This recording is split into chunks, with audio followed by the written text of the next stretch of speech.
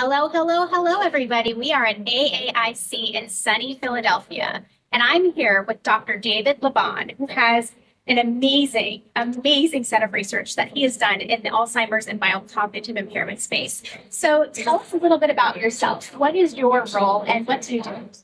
Well, I am both a clinical and research neuropsychologist. I've been in practice and in doing research for a long time, actually. And I'm currently based at Rowan University of the New Jersey Institute for Successful Aging. I've been there for a number of years. And Rowan University is located in suburban Philadelphia in New Jersey, not far from downtown Philadelphia.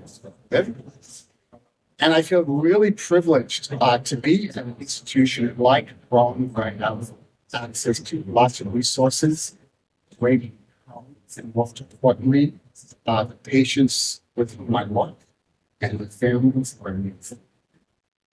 That's wonderful. It's such a great opportunity to be involved in research. Yes. So tell me, what are the greatest research you you've heard from the conference so far? Well, that's a great question.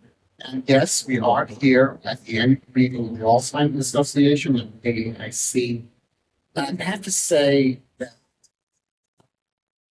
the context, which I think overrides a lot, is the new availability of these medicines to treat Alzheimer's. Now, this is a development that we in the Alzheimer's space have been working towards literally for decades. Wow. So to finally get these medicines through the regulatory mechanisms that are available, it is really making circumstance such that lots of what we're doing academically, clinically, now is being thought of. That's the sense not the big means to treat this and demands quite.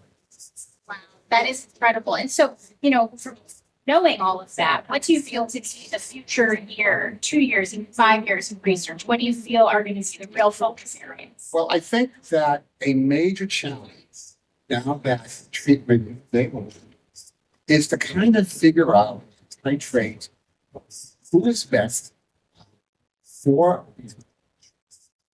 When should treatment be on, and what are the expected outcomes? Now, as is well known by anybody who is involved in clinical research, particularly clinical research,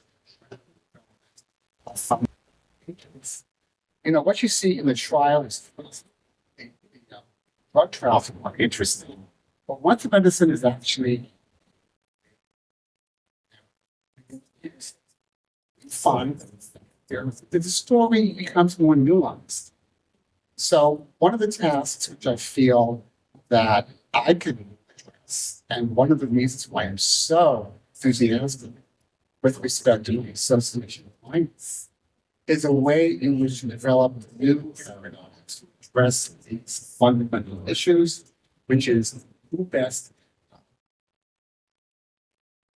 eligible for these medicines, when do we prescribe them, and what are the.